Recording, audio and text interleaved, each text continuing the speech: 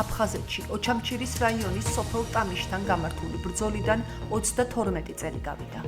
გმირთა მოედანზე ქვეყნის ტერიტორიული მთლიანობისთვის დაღუპული მეომრები გაიხსენეს. აფხაზეთის ავტონომიური რესპუბლიკის მთავრობის თავმჯდომარე გიორგი ჯინჭარაძემ აფხაზეთის მთავრობის წევრებთან, უმაღლესი საბჭოს დეპუტატებთან, ვეტერანების საქმეთა სახელმწიფო სამსახურისა და აფხაზეთის მეომართა კავშირის წარმომადგენლებთან ერთად საქართველოს ერთიანობისთვის ბრძოლაში დაღუპული გმირების ხსოვნას პატივი მიაგო და გმირთა მემორიალი გვირგვინით შეამკო.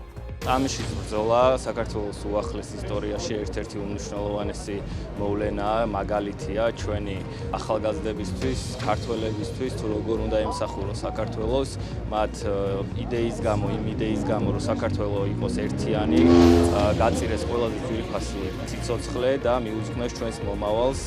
მე დარწმუნებული ვარ, რომ ის იდეა, რომლის გამოც ეს ადამიანები ჩვენ საქართველოს, ჩვენს სამშობლოს შეეწირნენ, აუცილებლად იქნება აღსრულებული და საქართველო იქნება ერთიანი. ძიმე ბრძოლები იყო, საკმაოდ კონტაქტური ბრძოლები იყო.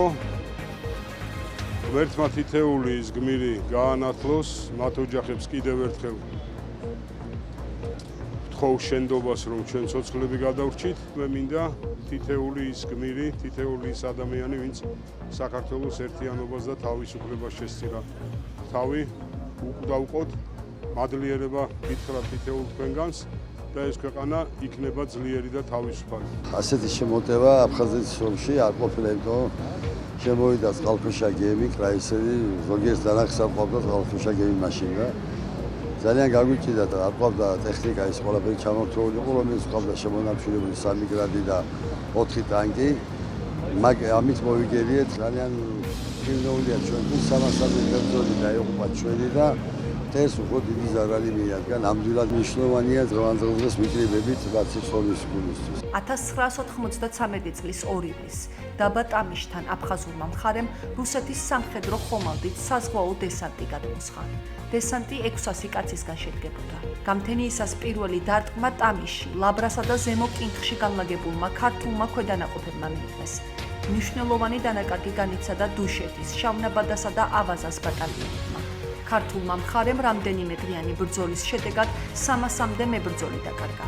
დიდი დანაკარგის მიუხედავად ქართველმა ჯარისკაცებმა დესანტის მოგერიება და პოზიციების შენარჩუნება შეძლეს.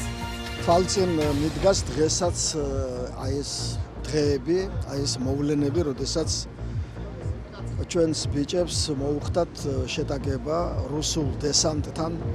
ეს დესანტი მზადდებოდა ძალიან დიდი ხნის განმავლობაში. მაშინ პროფესიონალი რუსი სამხედროები მონაწილეობდნენ, მაგრამ ბიჭებმა, რომლებსაც იმდენი გამოცდილება არ ჰქონდათ, ჩაიდინეს არნახული გმირობა.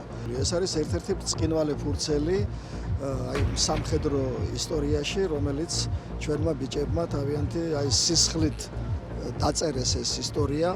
32 წელი გავიდა ტამიშის ბრძოლიდან და ჩვენი ვალია და ვალდებულებაა მივაგოთ პატივი ჩვენ გმირებს. ეს იყო ნამდვილად დიდებული ბრძოლა, გმირული ბრძოლა, რომელიც ჩვენმა ბიჭებმა სამაგალითოდ გაიმარჯვეს და მე მინდა ყველა ჩვენი გმირის სახსოვარით კიდევ ერთხელ პატივი მივაგოთ მათ სულის სცენებას და ღმერთმა ქნას, რომ მალე ჩვენ აფხაზეთში იქ მიგვეგოს პატივი ყველა გმირისთვის და ყველა მებრძოლისთვის, რომელიც საქართველოს ერთიანობას შეეწირა. ტამიშის ბრძოლები, აფხაზეთის ომის ეს ერთ-ერთი მნიშვნელოვანი ეპიზოდი საქართველოს ისტორიაში შევიდა როგორც ქართველი მეომრების თავგანწირვის, ერთიანობისა და გმირობის უდიდესი მაგალითი.